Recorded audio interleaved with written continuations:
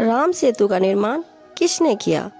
कोई कहता है हनुमान जी ने पत्थर पर राम का नाम लिख दिया था, इसलिए पत्थर तैर गए। कोई कहता है नल नील ने पुल बनाया था। कोई कहता है श्री राम ने पुल बनाया था। परंतु सत्य कथा क्या है, आइए जानते हैं। एक समय की बात है, सीता जी को रावण उठाकर ले गया। भगवान राम को पता नहीं सीता जी को कौन उठा ले गया। श्री रामचंद्र जी इधर उधर खोज करते हैं। हनुमान जी ने खोज करके बताया कि सीता माता लंकापति रावण की कैद में है। पता लगने के बाद भगवान राम ने रावण के पास शांति दूत भेजे तथा प्रार्थना की कि सीता जी को लौटा दे, परंतु रावण नहीं माना। युद्ध की तैयारी हुई। तब समस्या यह आई कि समुद्र से सेना कैसे पार करे। भगवान श्री राम ने 3 दिन तक घुटनों पानी में खड़ा होकर हाथ जोड़कर समुद्र से प्रार्थना की कि रास्ता दे दे, परंतु समुद्र टस से मस न हुआ। जब समुद्र नहीं माना तब श्री राम ने उसे अग्निबाण से जलाना चाहा। भयभीत समुद्र एक ब्राह्मण का रूप बनाकर सामने आया और कहा कि भगवान, सबकी अपनी अपनी मर्यादाएं हैं, मुझे जलाओ मत। मेरे अंदर न जाने कितने जीव जंतु बसे हैं। अगर आप मुझे जला भी दोगे तो भी आप मुझे पार नहीं कर सकते, क्योंकि यहाँ पर बहुत गहरा गड्ढा बन जाएगा जिसको आप कभी भी पार नहीं कर सकते। समुद्र ने कहा, भगवान ऐसा काम करो कि सर्प भी मर जाए और लाठी भी ना टूटे, मेरी मर्यादा भी रह जाए और आपका पुल भी बन जाए। तब भगवान श्री राम ने समुद्र से पूछा कि वह क्या है। ब्राह्मण रूप में खड़े समुद्र ने कहा कि आपकी सेना में नल और नील नाम के 2 सैनिक हैं। उनके पास उनके गुरुदेव से प्राप्त एक ऐसी शक्ति है कि उनके हाथ से पत्थर भी तैर जाते हैं। हर वस्तु चाहे वह लोहे की हो तैर जाती है।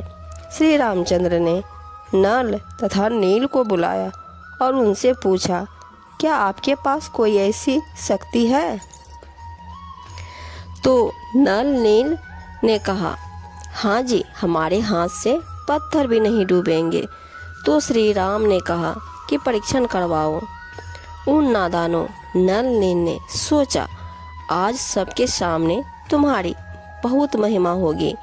उस दिन उन्होंने अपने गुरुदेव मुनिंद्र जी यानी कि कबीर साहब को यह सोचकर याद नहीं किया, अगर हम उनको याद करेंगे तो कहीं श्री राम ने यह सोच ले कि इनके पास शक्ति नहीं है, यह तो कहीं और से मांगते हैं। उन्होंने पत्थर उठाकर समुद्र के जल में डाला तो वह पत्थर डूब गया। नल तथा नील ने बहुत कोशिश की, परंतु उनसे पत्थर नहीं तैरे। तब भगवान राम ने समुद्र की ओर देखा, मानो कहना चाह रहे हों कि आप तो झूठ बोल रहे थे, इनमें तो कोई शक्ति नहीं है। समुद्र ने कहा कि नल नील, आज तुमने अपने गुरुदेव को याद नहीं किया, कृपया अपने गुरुदेव को याद करो। ये दोनों समझ गए कि आज तो हमने बहुत गलती कर दी है। उन्होंने सदगुरु मुनिंद्र साहब जी को याद किया। सदगुरु मुनिंद्र यानी कि कबीर साहब वहाँ पर पहुँच गए। भगवान रामचंद्र जी ने कहा कि हे ऋषिवर, मेरा दुर्भाग्य है कि आपके सेवकों से पत्थर नहीं तैर रहे हैं। मुनिंद्र साहब ने कहा कि अब इनके हाथ से कभी तैरेंगे भी नहीं, क्योंकि इनको अभिमान हो गया है।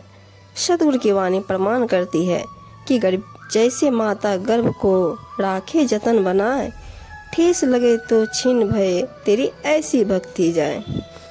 उस दिन के बाद नल तथा नील की वह शक्ति समाप्त हो गई।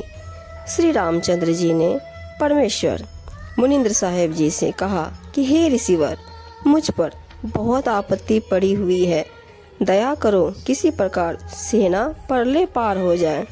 जब आप अपने सेवकों को शक्ति दे सकते हो तो मुझ पर भी कुछ रजा करो। मुनीम साहब जी ने कहा कि यह जो सामने वाला पहाड़ है, मैंने उसके चारों तरफ एक रेखा खींच दी है। इसके बीच बीच के पत्थर उठा लाओ, वे नहीं डूबेंगे। श्री राम ने परीक्षण के लिए पत्थर मंगवाया, उसको पानी पर रखा तो वह तैरने लग गया। नल तथा नील शिल्पकार भी थे। हनुमान जी प्रतिदिन भगवान याद किया करते थे। उसने अपनी दैनिक क्रिया भी करते रहने के लिए राम राम भी लिखता रहा और पहाड़ के पहाड़ उठाकर ले आता था। नल ने उनको जोड़ तोड़ कर पुल में लगा देते थे। इस प्रकार पुल बना था। अगर वीडियो अच्छी लगी तो please like, comment, share and subscribe जरूर कर दीजिएगा और हाँ, बेल आइकन को प्रेस करना मत भूलिएगा। Thank you.